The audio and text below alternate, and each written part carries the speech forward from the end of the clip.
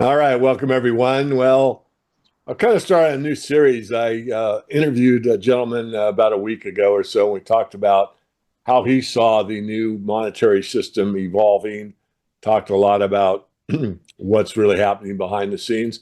Today, I have Peter Gibbons. We become friends. I met Peter at a Red Pill conference, sat down to have lunch, I think the first day, and talk about feeling like instantly he's my brother. I think I'd only been in his presence maybe 5 minutes, and I just felt a kinship because we had so much in common. And he's a deep thinker and really had some profound insights. And I've stated as always, I'm a lifelong learner. And at that lunch that we had together, I learned a great deal. And so I'm going to let Peter introduce himself. Peter, I don't know if you even remember that first time that we met, but regardless, why don't you give us who you are, what you are, and a little bit of a biography?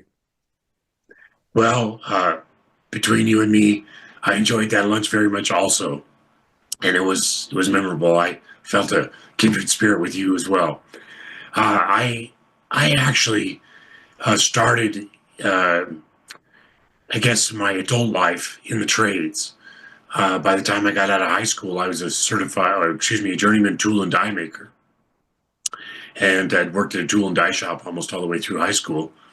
Um, Traveled around the country a little bit, kind of me and you and a dog named Boo kind of thing, and then went to college. And in college, I came up with some inventions. I wound my first electric motor in fourth grade, won a science fair for it. So I've always had this love of electricity. To me, it's kind of like the closest thing to magic. You can send incredible amounts of power down this tiny wire, and you look at these transmission lines, and yes, they're not very sightly. They're not terribly attractive, but when you think about the amount of work that they do, and we oftentimes forget about, back in the day.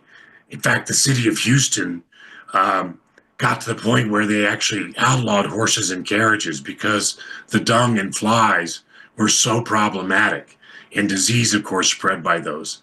And so we often forget, how much modern power, whether it's engines or electrical motors and things like this, not only relieve our burdens, our work, having to dig holes and ditches, but also that of our animals who we love so much. And so I've always just been very fascinated with power. I went back, I left the university because all they had, I was going to Gonzaga, and all they had was electronics and physics and some theoretical stuff, which was good. Unfortunately, at that time, I had a pretty bad math block, which isn't good for an engineer. I've overcome that now, but it goes back to my grade school days when my father used to slap me around when I got my answers wrong. So I developed a real distaste for math. But anyway, so I had a dream. I was working in the oil field in Oklahoma one summer between, I guess it would be, freshman and sophomore year. And I had a dream where I saw these rotating magnetic fields. And it was one of these very lucid dreams where you just can't forget it. And in my mind, I mean, I didn't know it at the time, but it was three-phase power. And I thought to myself, I better go learn everything I can about this. So when I went back to college, I switched over to the community college because Spokane Community has probably the best industrial electrical program in the country, maybe the world, although Germany's got some pretty good programs. But anyway, so I did real well in that program, and you emerge from there if you pass your classes as a journeyman in the IBEW. So I was a certified industrial electrician with a journeyman card, and I did a lot of work in the trades. And then I was working for Caterpillar, actually for a big Caterpillar dealership down in LA called the Shepherd Caterpillar, and I was working in the generator shop, and we set up standby and some prime power, but mostly standby generators for large facilities. Whether it's a hospital or any big building, they have to have a standby generator run the elevators and any equipment that needs to be run in an emergency. And generally, they're sized to run the whole operation. And I did real well at that. I actually moved from a technician in the generator shop into the engineering department, became a practical engineer, And then commuting just got real bad, and I was living, almost 60 miles away, and in LA traffic, even on a motorcycle, it was it was a bit of a challenge getting to work on time. So I went on to other jobs, but I realized every job that they had tested me for, they hired me.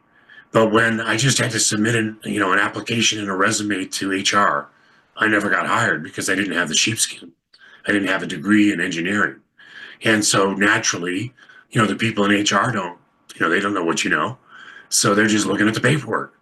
So I decided I was going to get my professional engineering license, which I took the test for and came within like 15 points. You have to have 800 out of 1,000 points. And I got like, 770, 75 or 780, something like that. And I was getting ready to go through a course and study up for that to retake it. And this person told me about how nobody owed the income tax. And I've been a member of the John Birch Society. I've always loved freedom. As I mentioned, my dad was a bit of a hard case. So I always learned to challenge authority. And I was very curious. So I started going to these meetings, and they were bringing out books and, code books and encyclopedias, or, American jurisprudence and decisions by courts. And I didn't know what had authority and what didn't. It all sounded great. But I realized that there was enough there that if half of it was true, that, the American people really needed to know about this. I kept asking for a good book on the subject. Nobody in the group could recommend one, even though at that time there actually were a couple. So I decided instead of studying for my professional engineering exam, I would go to law school. So I went to law school. That took me 4 years. It was a 3-year program, but it took a year off to work. Did some interesting work for the Navy up at China Lake and things. And got out of law school, and all these people that had tax problems were coming to me. And so I, got a lot of experience litigating tax cases real early on in my legal career, and that was 1998. So I've been practicing about 27 years now. I still haven't found the law that says any American owes the income tax. The problem we have, of course, is that judges are humans, and most of them, it appears, are compromised, looking at recent history especially. But the bottom line is, judges do what they want, regardless of what the law says. If it suits their prejudice, then they cite the law. If it doesn't, they just ignore it and rule against you. Then you have to appeal. So my clients were really getting, basically screwed by the courts. And at first I thought I must just really suck as an attorney. So I hired other attorneys, some pretty good ones, names that maybe much of your audience would know, and had them help me with my next few cases. No change in the outcome. So I realized it wasn't me, that these judges actually were corrupt.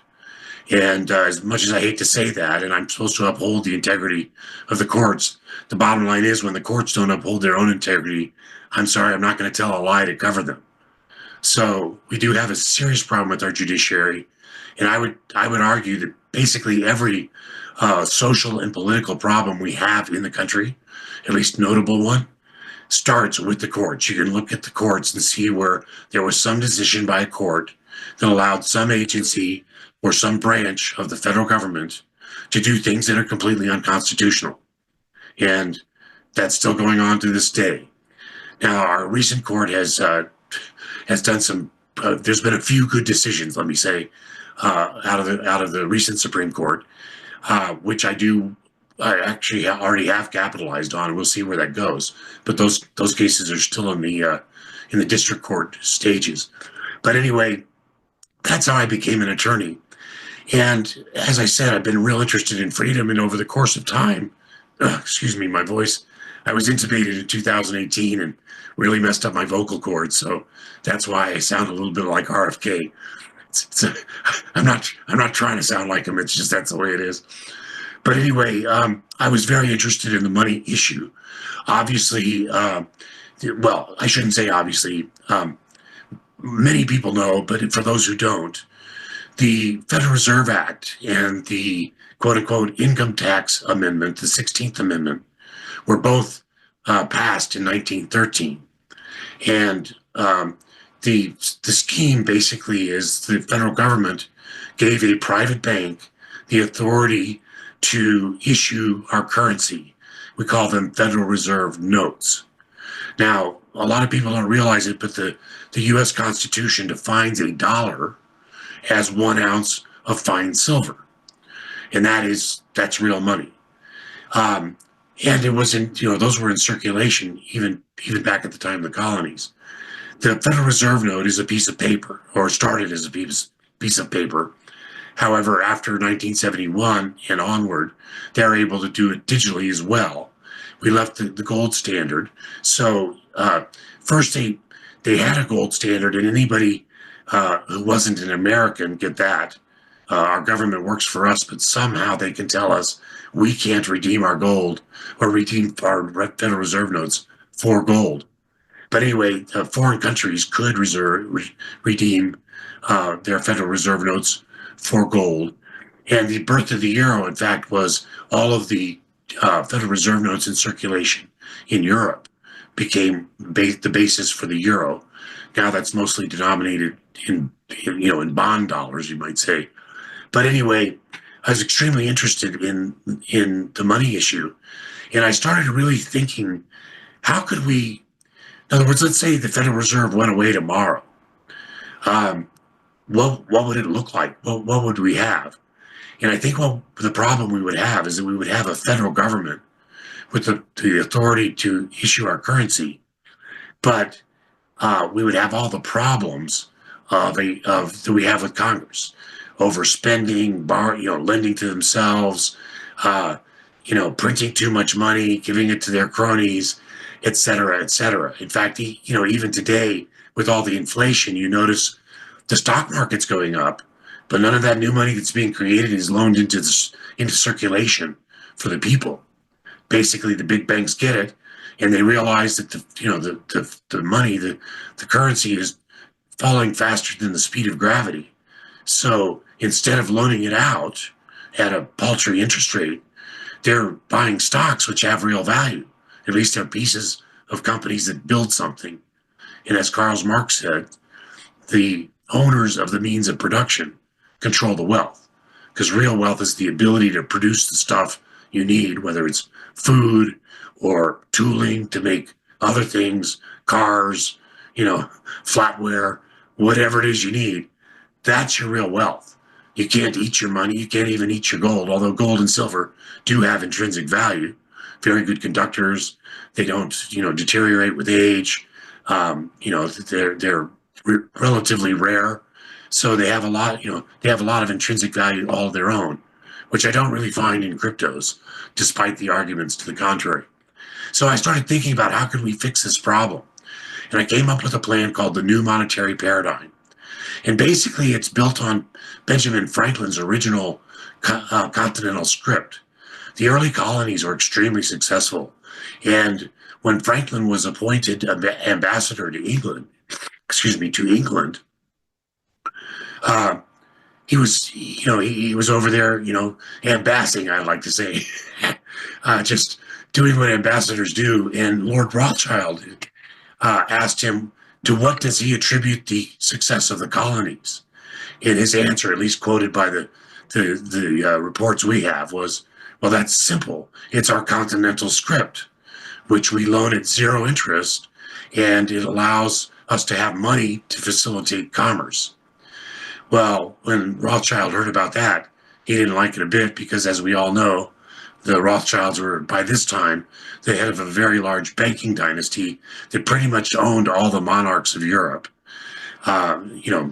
Monarchs being basically, grown-up spoiled brats, tend to squander their wealth.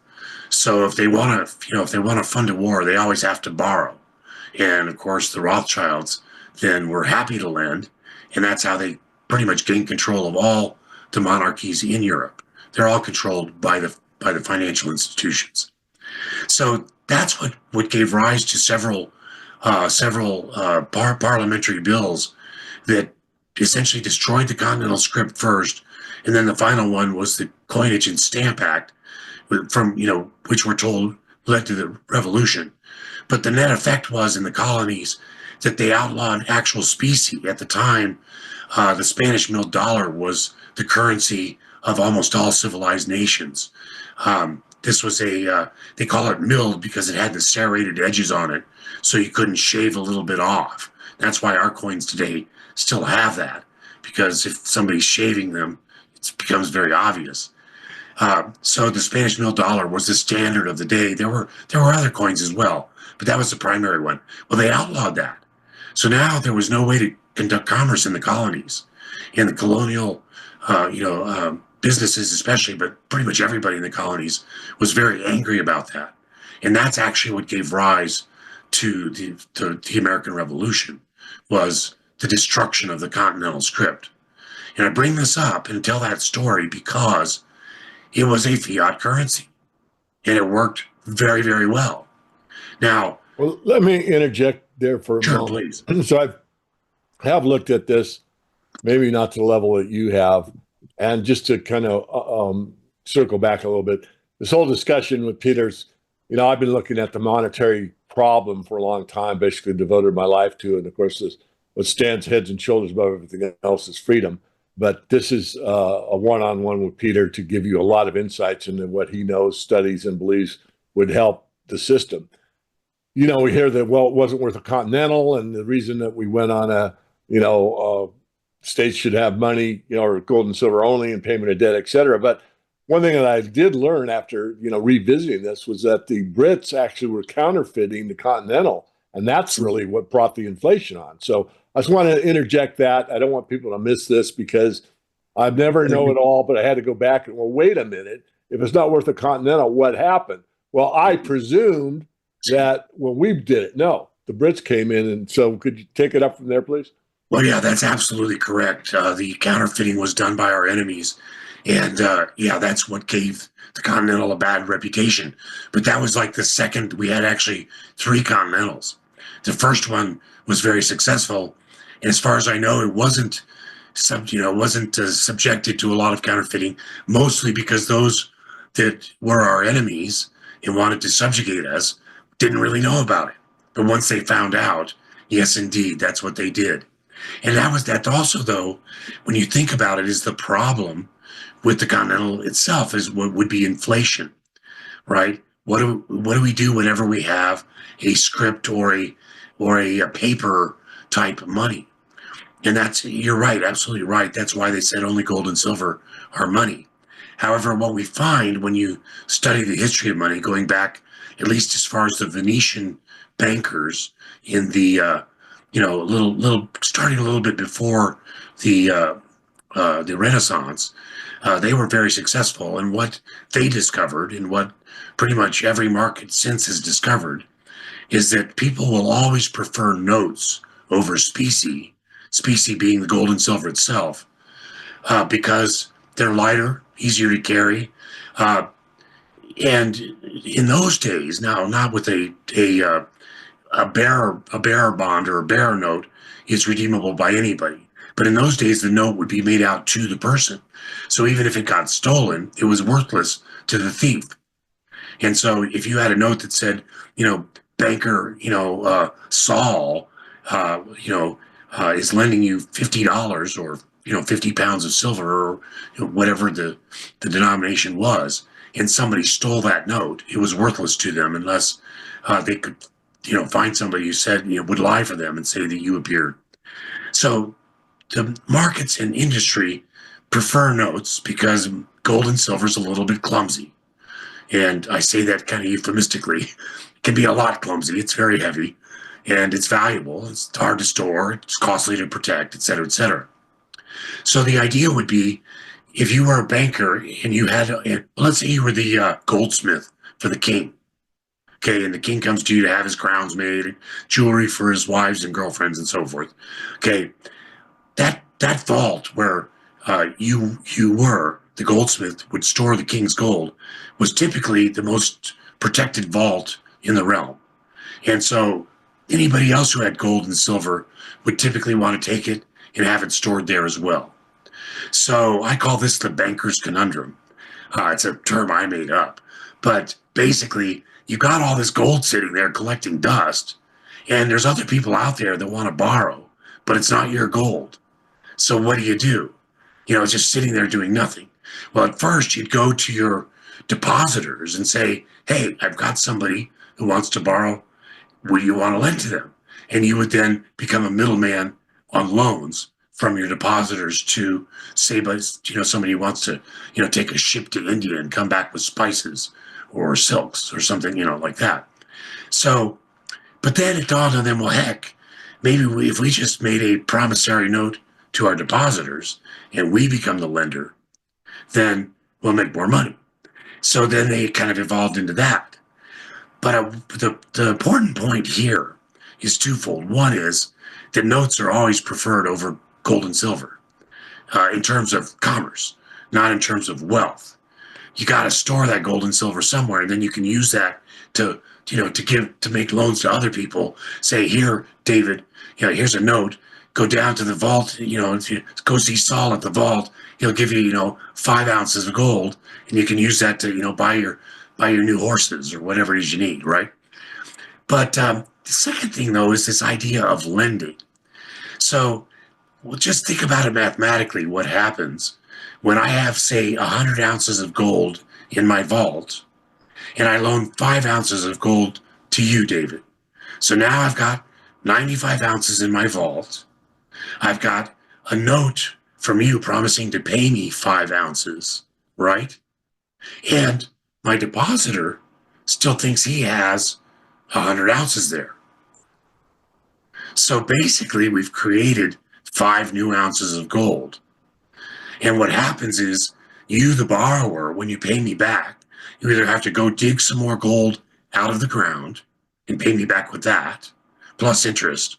And that's the other thing, is I'm not giving you this gold, I'm not loaning it for free. So you have to pay me interest. So you have to pay me back gold plus gold interest. And then there's the goods and services that you're using the loan for. So basically what happens is, when we make commercial loans, and really any kind of loan, but especially commercial or business loans, what happens is we're creating money, even in a gold and silver environment. Doesn't only happen with fiat currency, because what happens is whoever borrows that money has to bring back enough to cover the interest and the cost of their goods, which usually equals what they borrowed. So it's those new goods and services that come into the market that are new wealth, right? So let's say you foal a horse or grow a crop with the money I loaned you. That's new stuff coming into the market. And so we've expanded the size of our economy. Our GDP is the number we use today. We've expanded that when we loan money. And we've expanded it by an exact amount that we loaned. Now, so even in a gold and silver based economy, you still have an expansion of the money supply as a natural byproduct of lending and borrowing. It's inescapable. Now, what happens if we think that through just a little bit further? You're going to pay me back the gold that you borrowed, but you're getting gold from other people for the goods that you sold, whether it was grain or silks or whatever you used the loan for. So you're okay, and you're selling that potentially for a profit, which then covers the interest you have to pay and makes you some money as well. But our economy is expanded by that amount. Now, how could inflation happen? Well, in that case, we don't have inflation, we have deflation. Because what we have is the same amount of gold and silver in circulation, but our economy, there's more goods and services in the economy. So we have less money chasing more goods. So that's deflationary. So to the extent that more gold and silver can get mined and so forth, and we can grow that money supply, we can keep it somewhat balanced.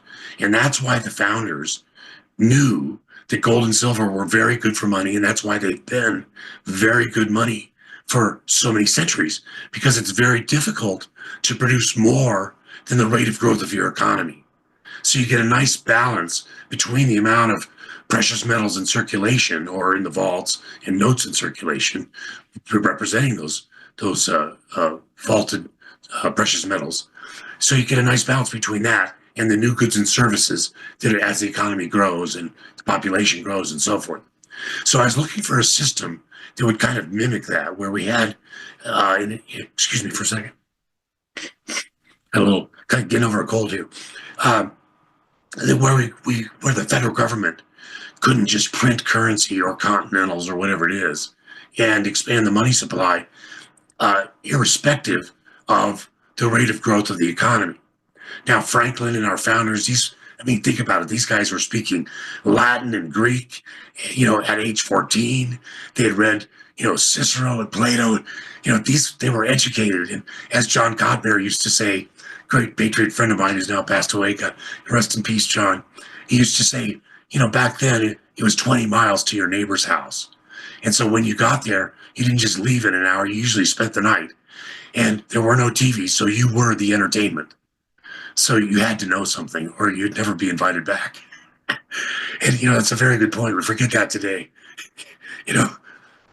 We call Madonna entertainment. But anyway, so getting back to the point at hand here, I started thinking about it. I thought, well, if we just nationalize the Federal Reserve, that would eliminate the problem of a private banking cartel, just raping us for profits on the money supply. And basically how they do that is they charge interest.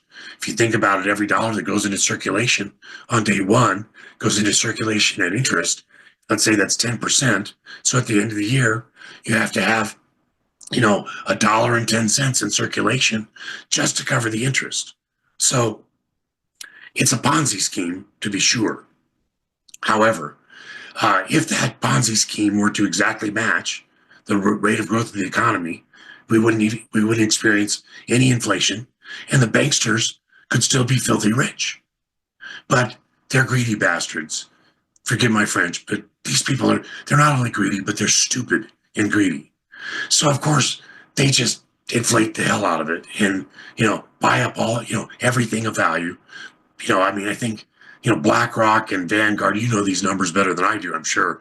But, they own something like, 85% of the stocks of the S&P 500. And that's the real wealth in the world.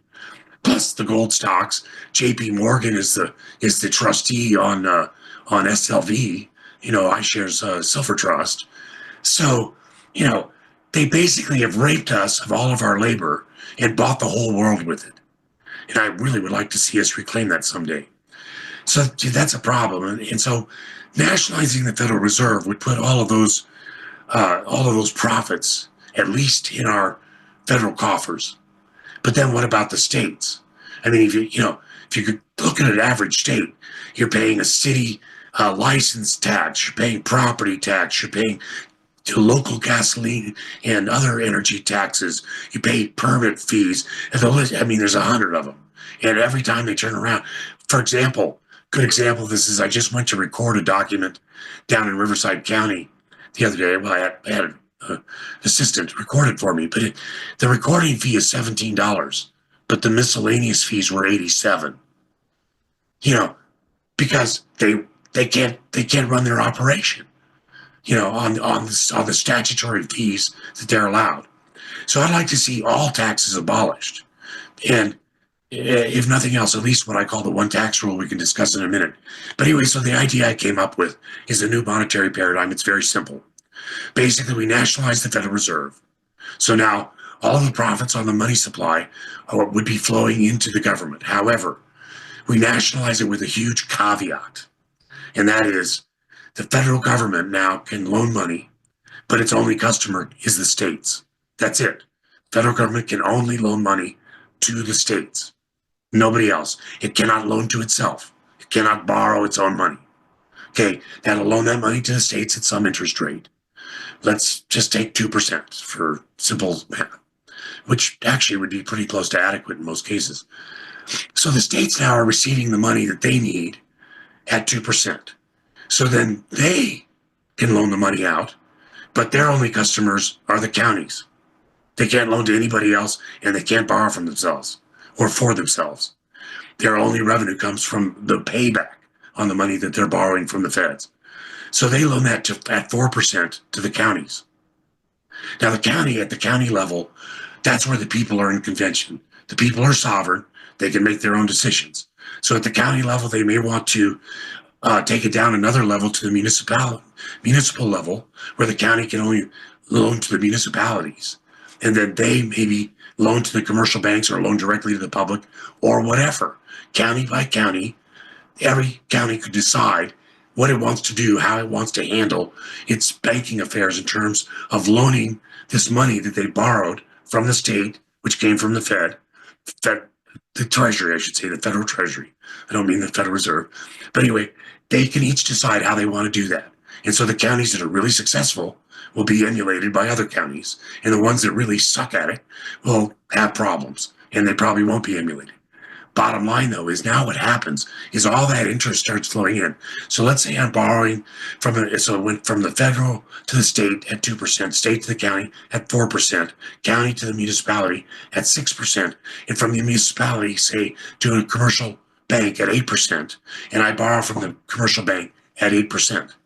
Okay, that's not really such a high interest rate if there is zero taxation, no taxation whatsoever.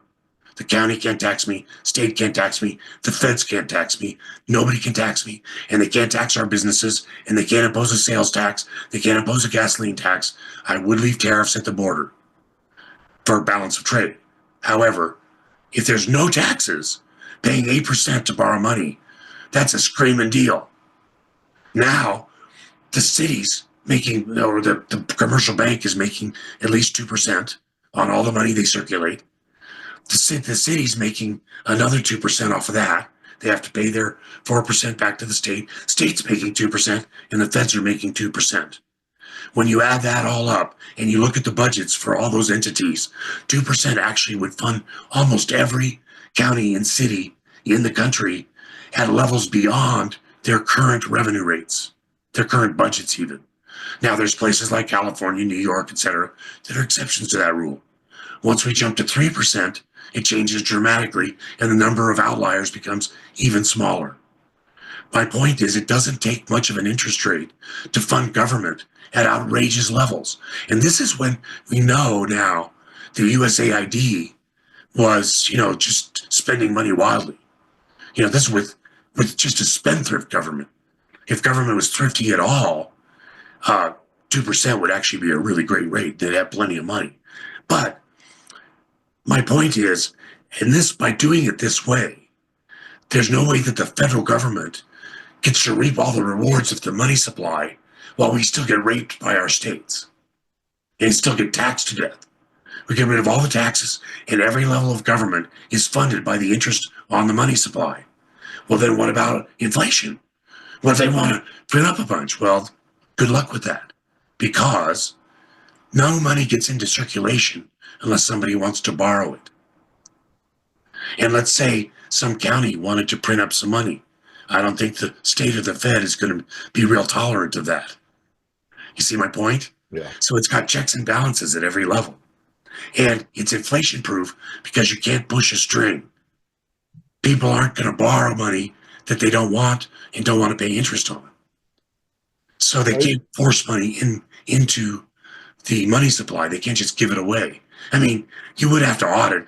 Theoretically, you could do that in a criminal manner, but I'm talking as a matter of practice. So that's the theory in a nutshell. Are you familiar with Ellen Brown's Web of Debt book? I have not read that book. Okay, that's fine. Are you familiar with her idea that the state bank, the Bank of North Dakota, being of the people, for the people, by the people? I mean, it's got a really strong balance sheet, and it's growing year over year, and they really do what I would say a ethical bank does, which is taking revenues. There's interest involved, but the coffers are there for productive capacity of the community, and it really works really, really well. It's a stellar example. I think it's the only state bank still in existence. I could be wrong on that, but there are very few. Are you familiar with that model? I am, well, not familiar. I'm aware of it, and I am aware that it's been quite successful. But it does nothing to eliminate taxes or otherwise restrain government. Yeah. And so I like, that would be a step in the right direction. But we still have the ability of the federal government to inflate and destroy the buying power of our Federal Reserve notes. We still have all these other problems that state bank doesn't solve. Now, this system does solve that problem. First of all, they can't inflate, but the other thing that it does is it produces a strong incentive for government to downsize. Because let's face it, bureaucrats are lazy. To all you bureaucrats out there, forgive me when I tell you, you're lazy. And I'm just going to say that. I've been in countless county and city um, building departments, you name the department. They're overstaffed, they're incompetent, they waste paper, they waste everything. These people are not the sharpest pencils in the drawer. Okay. But with this system, what you have is you have a situation where for every bureaucrat, there's one size pie. The state's borrowed X amount of money, and then it has so much money coming in on its loans out. So it's got a budget, and that's pretty much inescapable. It might change if they lower the interest rate, get more borrowing. Maybe they can change that dynamic, but they can only raise the interest rate to the level that the market will bear. If it gets too high, people are going to go to the next state and borrow lower. It'll become the U.S. carry trade, I guess, or interstate carry trade. But what happens then is these bureaucrats realize, well, gee, the fewer other bureaucrats I have to share this pie with, the more money I make, right? Mm-hmm.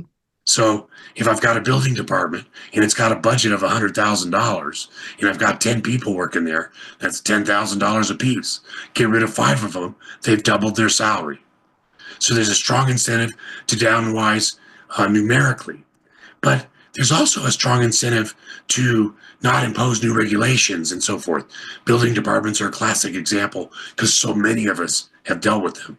But they're always inventing new codes, new sections. Can't build your fence over this height, that height. They've got all these little, code enforcement agents out there trying to pick your pocket.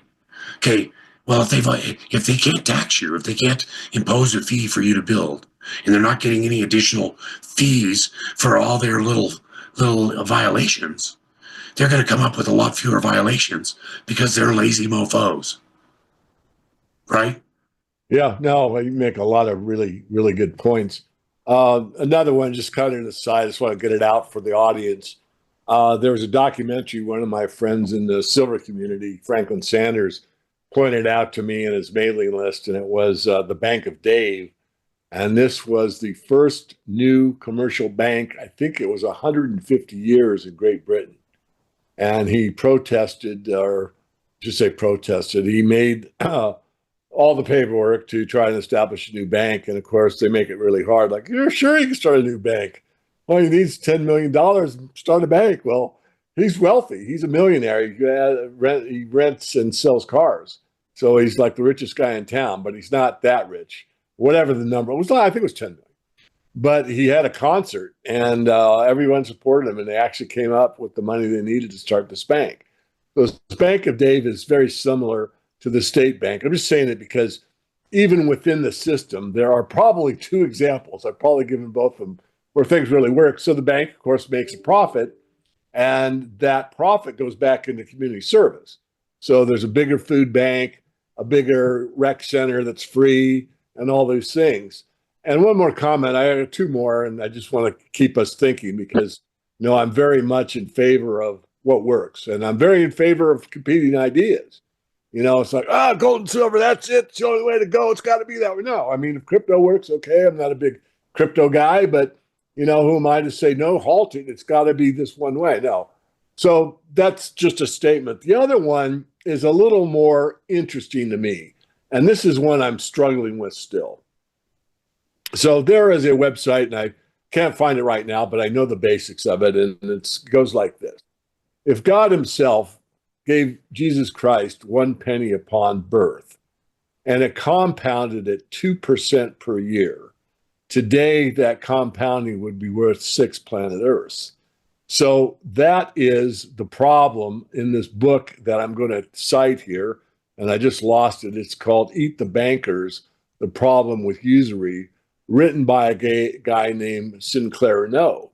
And I happen to know Know Sinclair Noe, Noe. He is a radio host, and he worked in the financial field for years, and he hosted something money show. And I was on that show a few times, and I was actually at two investment conferences where he was the MC. But the point is that, if you compound the interest, it gets to be unmanageable, even at 2%. I'm not saying you're right or wrong. I've thought it through, and I asked this of Dr. Sheldon, who wrote As Good as Gold, which I read that book twice, and then I interviewed her about having a gold-backed treasury bond, which is her basic idea, among others, but that's her main idea. I am going to give it back to you, Peter.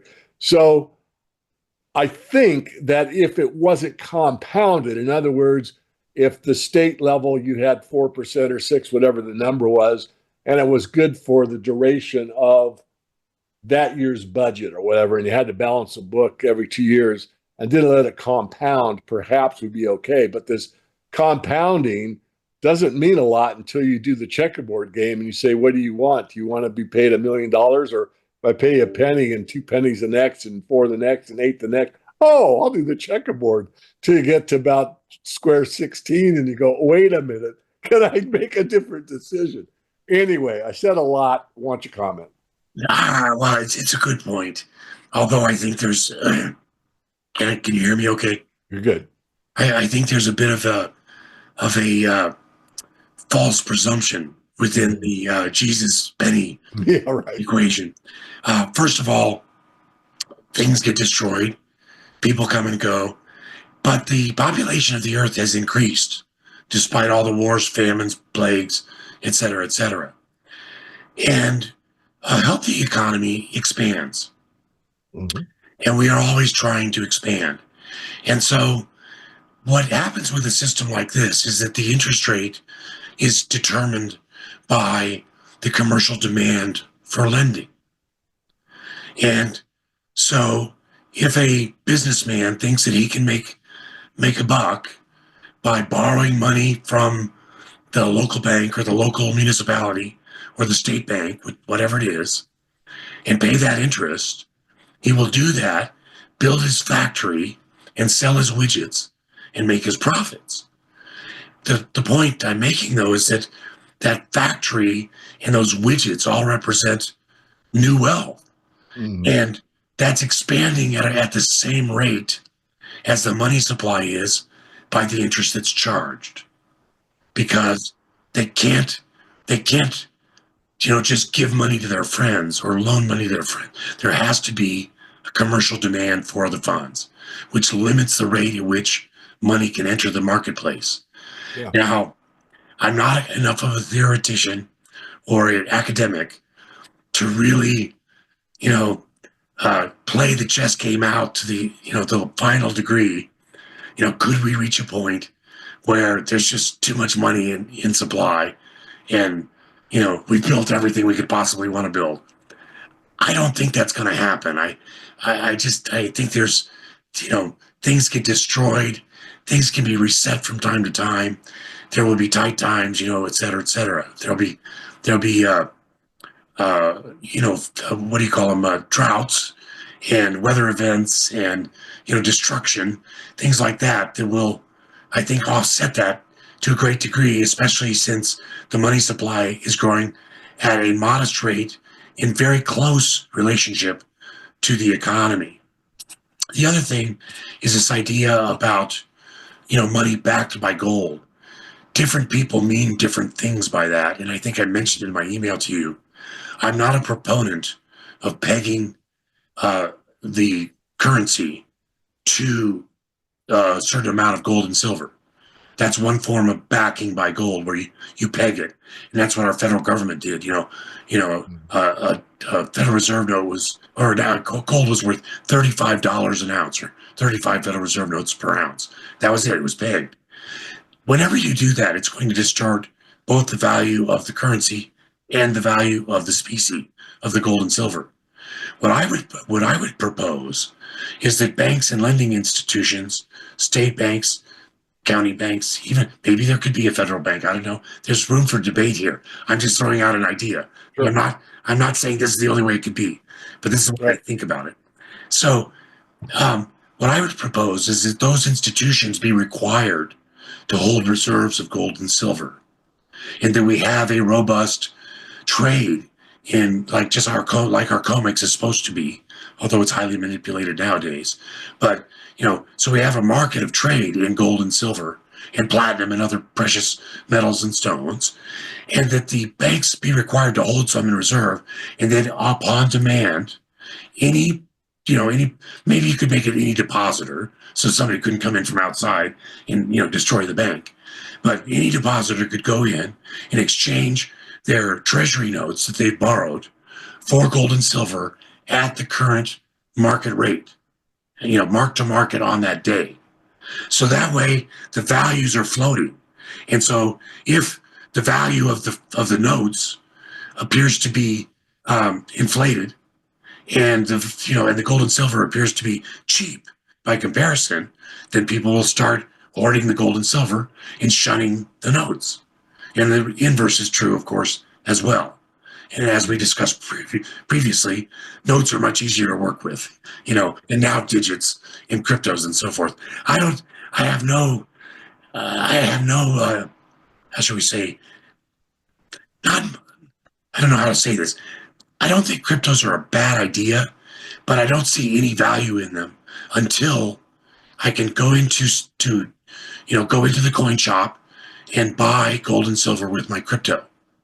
Mm-hmm. And I'm not sure how we're going to get there, but the other thing is that this notion that Bitcoin is a store of value because they can only, coin so many Bitcoin or mine so many Bitcoin. First of all, it's huge waste of energy to mine that stuff. I mean, talk about a waste. But beyond that, all they have to do is change the formula, and they already have the plan to do it. If you read Roger Ver's book, he talks about hijacking Bitcoin. He doesn't talk about that specifically, but he does allude to it. So, to me, Bitcoin is exactly like the tulip mania of the 17th century in Holland. And what it has done, I think, is that it was promoted by the major banksters in order to suck all the currency into Bitcoin and keep the price of gold and silver down artificially while they accumulate a bunch of it for this great reset that's coming. And let me stop you there. I'm sorry, I have to. I hate to interrupt, but I did 30 podcasts on the crypto conspiracy.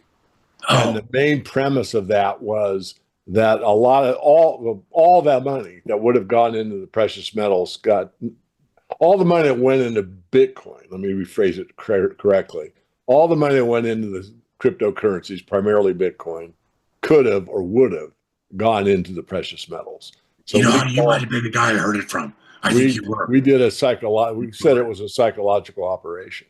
So here's this diversion, and it had in the white paper a libertarian's dream. I mean, it was outside of the banking system. Right. It was peer-to-peer. It was payment with very little friction. Instead of sending your money to Mexico and taking a 5% hit from, whatever the transfer MoneyGram or whatever, they did it for 2 cents. And so your family got most of your money, your labor.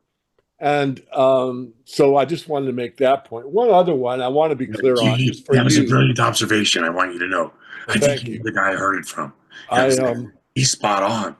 I wanted to say, for the record, I haven't said this often, but I have said it. Just in this, not that I'm trying to, suck up to you or whatever, but I have said, I used to say it more in the early days of being a podcaster than I have in the recent days. I said, look, a paper money system can work. It can work. I mean, as long as there's like a one-to-one correspondence between the labor and goods and services, it would work. And then, of course, it gets an expansion. Of course, there's got to be a one-to-one correspondence there as well. But it's when you start to print more than exists and start handing out to your friends and do the USAID and all the stuff that's going on in our modern lives, that's when it gets so distorted. So I'm not, and the other thing about the gold standard is, the people that push back on gold bugs, and I'm called that. I don't care what you call me. I'm really not. I'm for freedom and an honest monetary system. In fact, let me restate that. My mission statement is to teach and empower people to understand the benefits of an honest monetary system. The words gold and silver are not in my mission statement.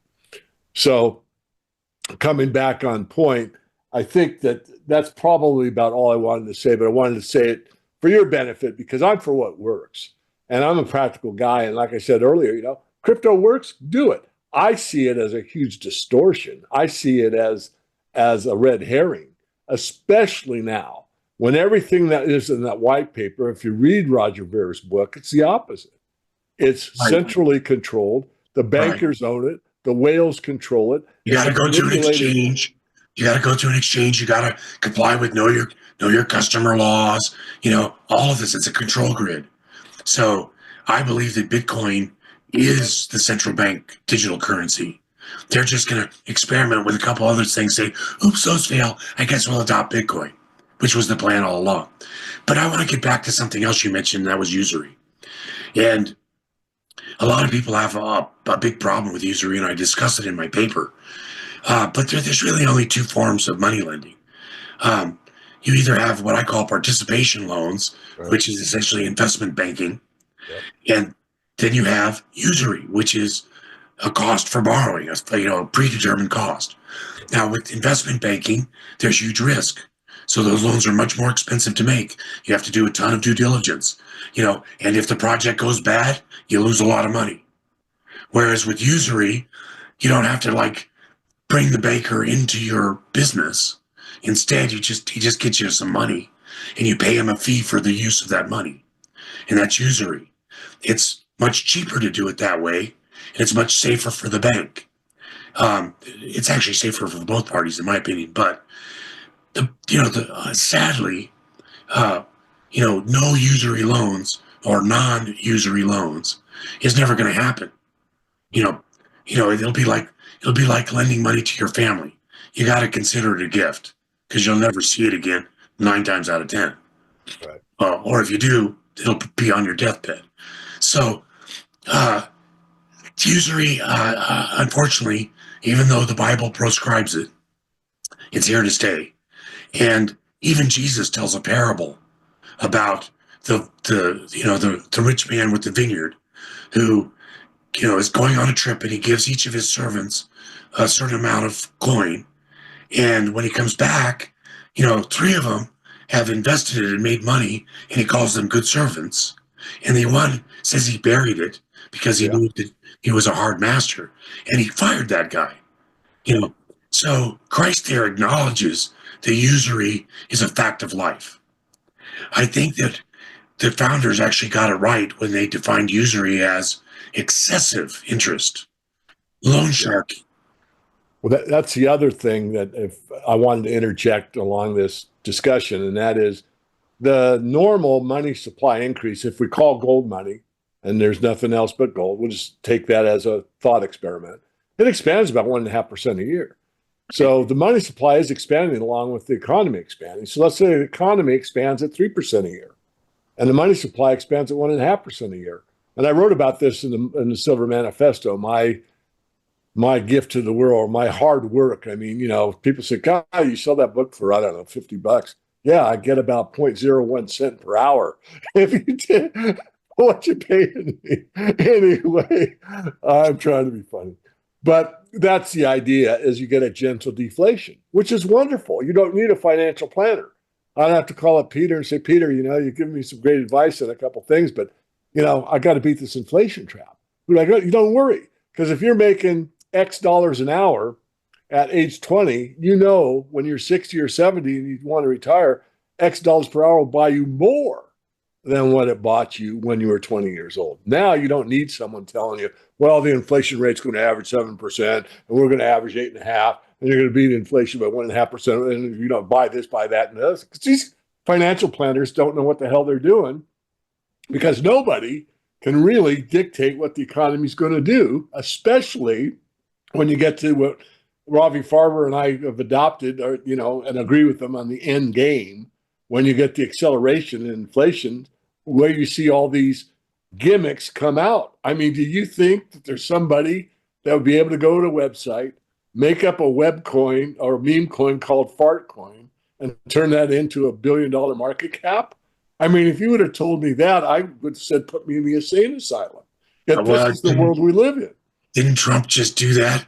Yeah, right. I wrote about it in my report. Yeah, it's crazy. You know, I like the idea of, the paper money having a relationship to gold and silver. And, as long as inflation is possible, then some sort of pegging would be necessary.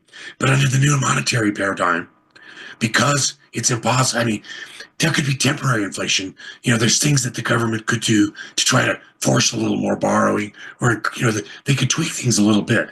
But at the end of the day, they can't force people to borrow money they don't want or need. So that will severely limit inflation. And as long as inflation is somewhat limited, to the extent that it happens, if you can just go to your bank and say, I want to buy these at spot.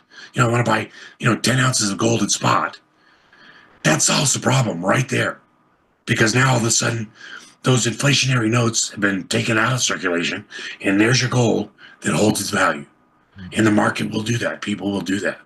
So the other thing I like about this, and what is so easily forgotten in the conversation about money, is the elimination of taxation.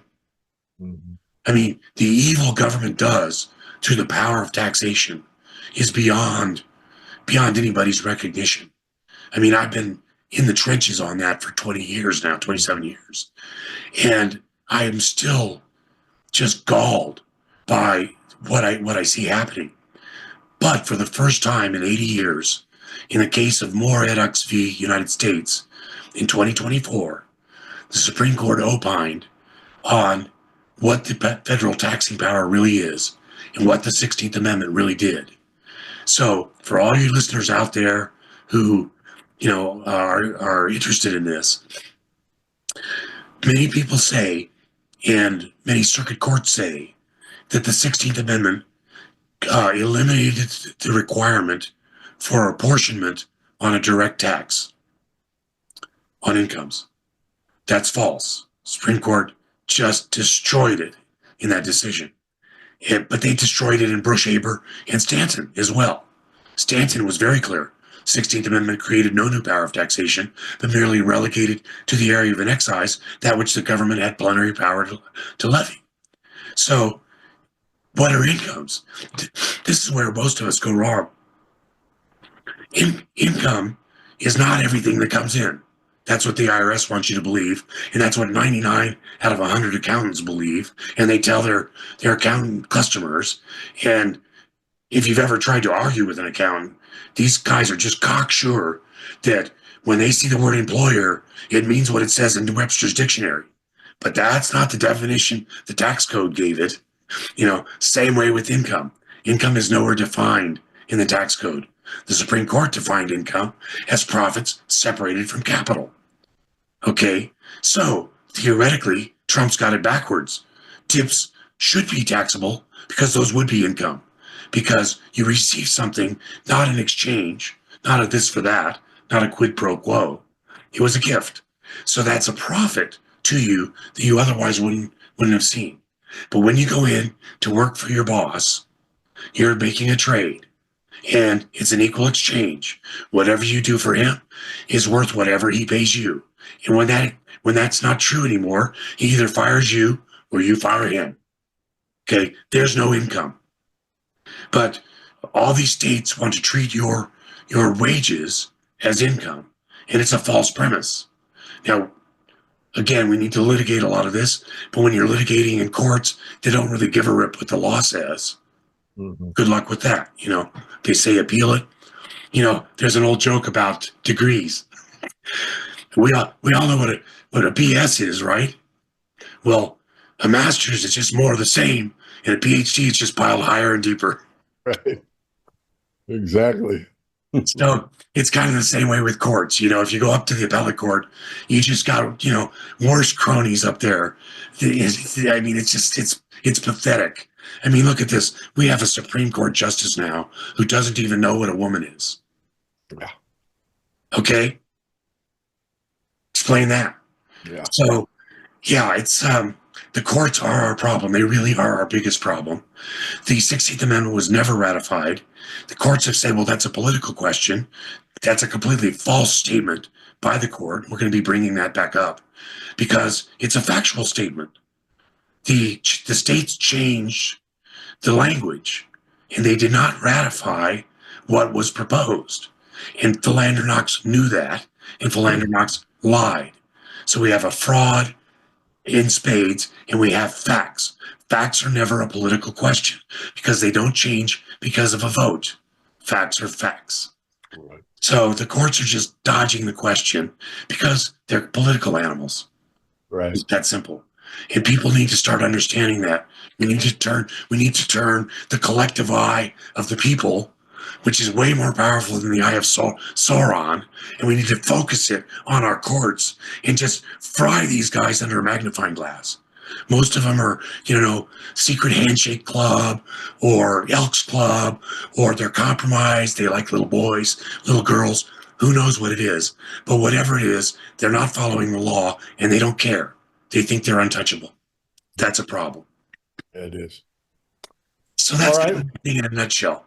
Yeah. Well, I think we covered a lot of ground. It was really fun for me. I'm certain you've got a lot of people to think, which is kind of one of my main goals. I don't necessarily want you to agree with me, but I want you to think. If I can say one more thing on this, Sure, then of course. my goal here is not to say adopt Peter's idea and everything will be perfect. But I do think there's some elements within this idea that are kind of essential for any kind of new monetary system. And I'd like to fan the flames of debate and flesh out those details and find, well, this isn't going to work, but if we did this, that's what I want. I want a robust public discussion on these issues. Well, we haven't talked a lot about it, but we have mentioned it with each other. And I'm doing a documentary, Silver Sunrise, and it's about the monetary system, the problems therein, and some of the solutions. And after it's released, which I'm hoping will probably be in a couple more months, obviously I'll send you a copy, give you a copy, send you a DVD or whatever. I'd like to have you back and, poke holes in it or, challenge me or agree or whatever, have another discussion. Because I don't think there is, one size fit all or any particular one method. But it is important to look at the monetary system and what is fair. And life isn't fair, but what is the fairest? What's a level playing field? What's the way we can all thrive? I've got Foster Gamble, the creator of the Thrive movies. I remember that. He's in my documentary. And, in his movies, he talks about, all the animals on the planet thrive. Why can't we? And a lot of it comes to, the powers that be and how they have control with the monetary power. But above and beyond that, it really isn't, and if you would ask me when I was 30 or so, money makes the world go round. But that's false. Energy makes the world go round. And if we had this free energy, which is not as wacky as it sounds, especially being a degreed engineer. By the way, my dad passed the PE. It's a hard mambo to get a professional engineering license. Anyway, I was just close. I mean, I was so close. Back on topic. So there's a lot of ways to look at this. I'll definitely circle back with you, Peter. Is there anything you'd like to say as the final moments before we? Because you talked about energy, which is dear to my heart. We already have the free energy. Did you see the announcements from Tesla and Toyota? They both announced that they're going to be introducing water-powered cars. I have not seen that. Yeah. Now, I'll send you the links if I can find them. I had a major computer meltdown here recently. Bye Apple. I'm going to Linux. The Zorin OS, I think. But anyway, long time ago, I met a guy named Yul Brown, and many of your listeners have probably heard of Stanley Meyer. Stanley Meyer's the guy who built the Volkswagen that he drove to California and back. I don't know. I think he lived in Wisconsin or Minnesota, someplace like that. But anyway, on water. Okay.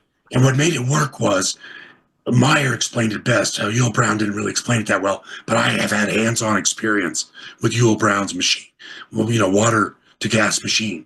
But anyway, the way Meyer explained it is that when you electrolyze water using electrical current, okay, to get more gas, you add more amperage. And that's not a winning solution. You draw too much power. What's really causing the molecules of water to separate into hydrogen and oxygen is the potential difference, is this potential stress across the molecule, which is voltage. So basically what he developed was a self-resonating tank circuit that has very high voltage, very low amperage, and breaks the molecules apart with just the high voltage input on a cycle. It's an oscillator, so you have inductance. Well, you would have inductance if there was an inductor, but be that as it may, bottom line is it's the voltage is breaking it apart with very low amperage. So you get a great yield of energy of your hydrogen and oxygen, very low power input. Now, I just wanted to point this out, though. You may cut all of this out, but think about this. We know that the electric motor is over 90% efficient, right? Carnot efficiency of electric motors typically in the 95% range, okay? We know that these lithium batteries suck. They're fire hazards. It was just a good excuse to enslave and destroy poor populations in Africa or something. I don't know why they insisted on going with lithium. But we also know that Toyota makes a fuel cell car. Fuel cells have been around since the 1830s. It's old technology, okay? Modern fuel cells have about a 55% Carnot efficiency. Your best internal combustion engine, which would be a diesel engine, turbocharged and aftercooled, running at peak RPM, not fastest, but it's optimum RPM, is 35% Carnot efficiency. So they're going to use these HHO generators to run piston-powered cars. Both Tesla and Toyota are doing that. Why are they doing that when all they have to do is take the same fuel cell that Toyota already puts in its Mirai, is how you pronounce that car. It's a fuel cell powered car, but it's got a big, filament wound ball in the back to hold compressed hydrogen. Just get rid of the ball and add a tank of water and a little oscillator. You're done, right? Yeah. But that car would be too efficient. Yeah. All of your internal combustion engine, tooling would be obsolete overnight. Yeah. So I think they're just trying to recapture their investment in their big plants making internal combustion engines. Because I've already got it figured out, and I'm no genius, But anyway, I just wanted to point that out. It's here. It's already here. Okay. Just a matter of time. Great. All right. I guess we'll leave it there. Is there anything you'd like to promote or tell us about? Well, I would like to say that my law office can take any business in the country and reduce its net effective tax rate to 5%. No problem. No looking over your shoulder, no fun and games with your books or your returns. Totally by the book, under the law, even as the judges see it. And it's just capitalizing on what the multinational companies already do. Same thing, only this is available for the little guy. Great. So how would they get a hold of you? Yes, I don't have a website. Okay. I stay pretty busy and I just haven't had time to really deal with that. So my law office phone number is area code 775-434-1856. My email address is lawdoctor1@lawdoctor.us. And that's LAWDR and the numeral 1 at LAWDR.us. Great. It's been a pleasure. Me too, David. Thank you for having me. A real honor.